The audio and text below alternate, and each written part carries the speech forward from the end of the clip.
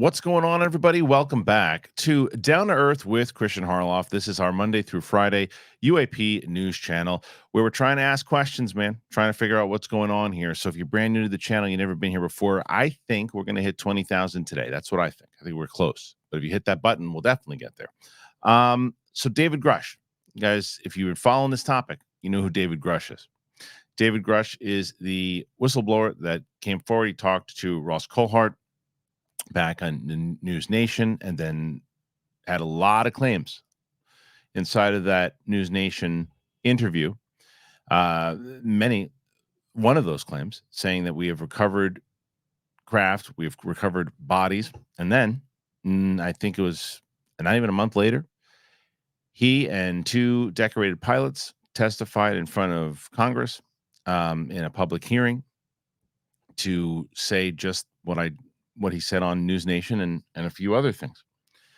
So since then, all hell has broken loose inside of the community in general, and there has almost been like this thing between people who feel there's more information out there and AARO, who's the official group for the Pentagon that's supposed to be investigating this stuff. And there was a big back and forth for a while, and I believe on Joe Rogan, I'm not sure, where David Grusch had said that Shawn Kirkpatrick had said, hey, Grusch, come in and talk to us. And he said there was no invite from AARO that came out to him anyway. And then there was even Jeremy Corbell had come on and said, that's not true. Shawn Kirkpatrick says that he's come out here and said, that we invited Grusch. And I know for a fact it's not true. Well, today there's a report that came out, an official document with emails that seem to show that Kirkpatrick might have been telling the truth as far as that goes. I don't know enough about it. What I'm going to tell you is this. I'm going to tell you that Pavel has been following this thing since it broke today. And so the way we decided to do this today is he's going to report on this story. And he's going to tell you all the facts and everything, what happened. And then when he's done, kind of normally what I do on this channel every day, he's going to do that. And then I'm going to be basically what he does. I'm going to come in and I'll ask him some questions and I'll give my thoughts on what he reports. So without any further ado, let's get to Pavel and he can tell us what's going on. Hello, Kristian. I hope you're doing well. Well, this is certainly a big development. Greenwald at the Black Bolt, who does an aggregation of FOIA documents that he requests on different topics, not just the UFO topic. He asks about everything you can imagine that can be FOIA'd. He does it. And he requested some documents on the exchanges between Shawn Kirkpatrick and David Grusch of these alleged invitations Kirkpatrick extended to Grusch to testify to AARO. And what he found is that David Grusch didn't want to talk to AARO, but it was because, and it's very clear in the emails, there's an email exchange between Kirkpatrick and him. And also there's a text exchange between Chris Mellon and Kirkpatrick. Mellon was acting as a conduit to Grusch. And in this exchange, basically Grusch had some doubts and concerns about how compromised AARO and Kirkpatrick were. And well, he wanted to protect the sources that he spoke to throughout all those years, people in the program and everything. And eventually he didn't want to really talk to AARO because of these doubts that weren't addressed. He specifically asked Kirkpatrick to address two major concerns he had in terms of how much access AARO had and how much classification they had access to. And Kirkpatrick didn't respond to this specific request. So that's why David Grusch didn't want to move forward with it. And Kirkpatrick keeps saying, and he kept saying, that he did have all the clearance to for any whistleblower to come forward and be protected despite signing any NDAs. And that's not true because there's a Title 50 clearance that AARO and Kirkpatrick do not have. That has been established before by many different media outlets.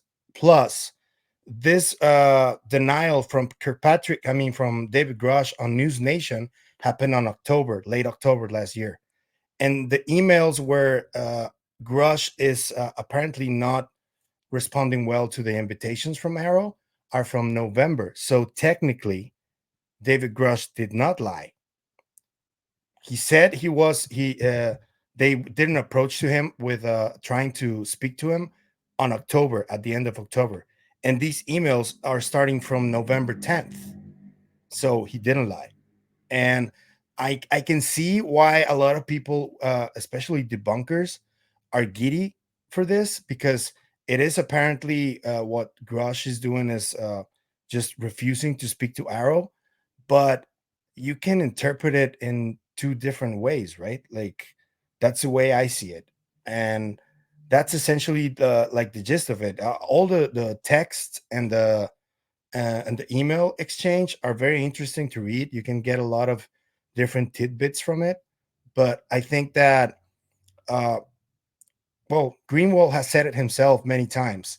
The FOIA is not the end all be all of information, because uh, this system that has been in place since the late 1940s, it has been compartmentalized to the extent that it's unfoyable, really, because a lot of this information is very secret, and it's in private enterprises, such as, the aerospace companies. And this cannot be FOIA because it's not information from the government. So Greenwald does his best to present all the FOIA documents, but he knows very well that there's a lot of documents and a lot of information that he simply cannot get through FOIA because it's not in the government. All right. Well, thank you for breaking that down. And I will say it's still a bit confusing on one side, because it looks like, so this guy goes and he requests documents. It's what he does. He gets this document. And what a lot of people are saying is, hey, wait a minute. Patrick said that he did request for Grush to come in, and Grush said no. And then what's this thing about what Grush was in? There's like a document where Grush was actually in the hallway of Arrow, and he was actually sitting in the hall. What was that all about? Yeah, apparently they did. They had an appointment, and one of them didn't show up. But my guess on this and my read on this is that initially Grush was willing to testify to Arrow, and then he was somehow tipped that Arrow was not really worthy, because we know that many of the whistleblowers never even wanted to approach Arrow because they didn't think they could help them. Sure. So Well, I guess the question here is, why hasn't Grush responded to this yet? Because that's the major thing you'd want to respond to right away, especially if it's what you're saying. If it's like, well, no, this thing was released at this time when they're trying to present it at this time, and I can tell you right now, because I know he doesn't, because even on our show, Danny Sheehan says he's not represented by the same attorney that he was, right? So he's represented by somebody else now. Maybe the attorney's telling him not to say something, not to respond yet. We never got that op-ed from him that that they said we were going to get. So what's going on with Grush? We haven't seen Grush. We haven't heard from Grush. He's been kind of behind the scenes. They said they were going to, potentially give him a role there. Like, what does this mean? Because there has been a few times that they've tried to hurt the credibility of Grush, and it seemed more so on this one than on when they tried to discredit him because he had PTSD, which I think was just deplorable that they yeah, were trying to do that to him. But that this one seems to have a little bit more weight. This one seems that more people are listening to it, and more people going, oh, wait a minute, well, this guy said this, and it looks like in this document, I'm going to put a link in the description for this document for people to actually look at. But if don't you think that it is imperative that Grush responds to this? of course it is, because even if Greenwald doesn't mean doesn't have any ill will towards Grush, because Greenwald has been putting into question Lou Elizondo's role in ATIP, but Mhm. he hadn't really gone after Grush in any way. And putting out these documents, even if he didn't have any bad intentions, do put Grush in a really tight position. He has to, in some way or another, come forward and Gotta respond. make a statement. Yeah. Got it. And we're gonna wait and see how he does it, but I'm sure he will. And it's funny because Next week you have Jesse Michaels, and I'm sure Jesse's all over this. Mhm. And surely you're gonna ask him something about this because it's the news of the week. And Right. yeah, Well, yeah, I'm definitely going to talk to him about this for sure, and just see what the overall thoughts are. If he has talked to Grush, and who knows, with Jesse Michaels, he probably was going to wind up having the interview with him before it even breaks, before we even have him on the show. He'll probably break that interview. So, fingers crossed that maybe he'll get that interview, and then we can talk to him about that on Tuesday. So, yeah, I just think that it is something where it doesn't seem like this reporter is one of those guys that is just looking to throw a monkey wrench in the whole thing. Although there was other reports that said that there was, I guess there's some people on the pro disclosure side that are saying that this guy is what useful idiot or whatever it might be for the government, and these things coming out, and it does seem like the second that any side is challenged one way or another, like this is what we were talking about the other day, there's no well, what are the facts here? There's more of the no, you're against us, so we're going to go against you.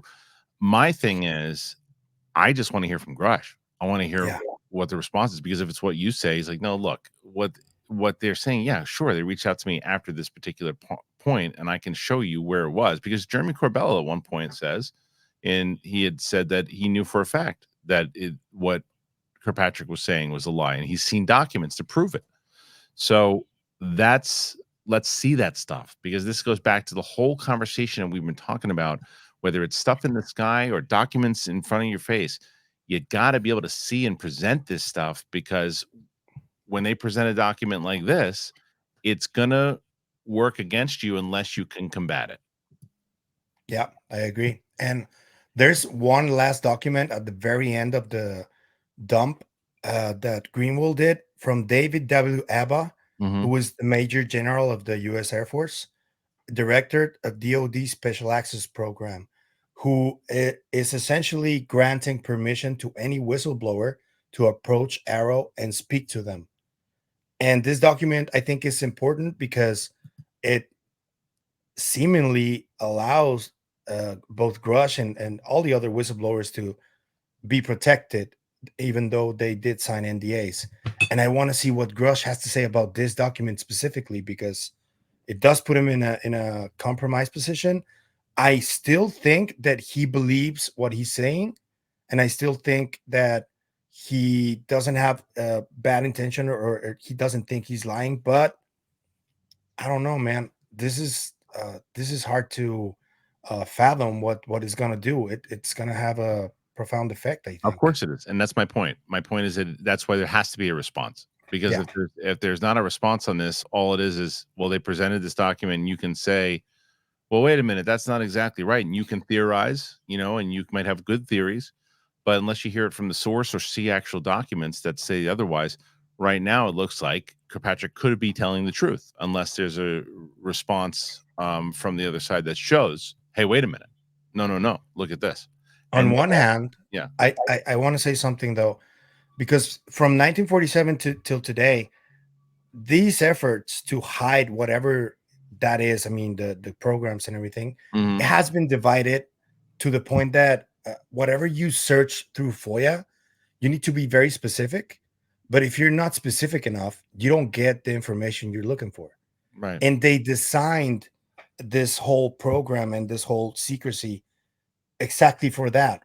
It's impossible to find out everything. You can find out just like a little piece of the puzzle, Mhm. but it's not enough, you Well, know? why do these papers come out today? Why don't these papers come out the day after, or a couple or a month after the hearings? Why do they come out today? Like like, he just requests those documents like last week, or it took that long to get approved? Like what happened?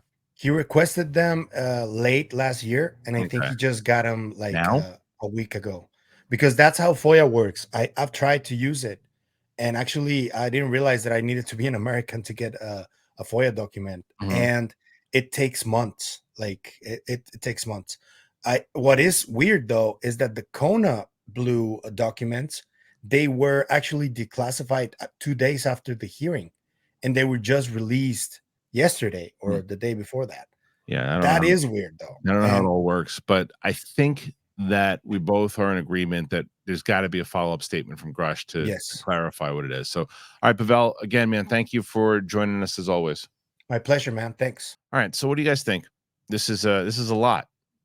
Where does it stand with David Grush? I'm assuming that everyone's going to be on the same page as me and Pavel here. He's got to respond. He's got to say something because there's got to be, because I'm definitely willing to hear him out, and all the things that he said so far. I'm still very much a believer in the stuff that he was saying and the things that he said in front of Congress and talking to people in front of a hearing. He could get in some serious trouble. It turns out that he wasn't telling the truth about that stuff, right? So, and that's one of the things you'll discredit somebody on if it's like, well, wait a minute. If he was lying about the stuff he said about that Kirkpatrick and AARO wanted him to come in, he was supposed to meet and he didn't, then how do we know he's telling the truth about the other stuff?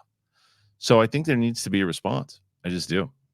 Anyway, what do you guys think? Do you think it could be another just AARO just figuring out they finally found a way to discredit him and it was some kind of shady stuff going on? Or what say you? How do you figure this thing is going to work out, play out?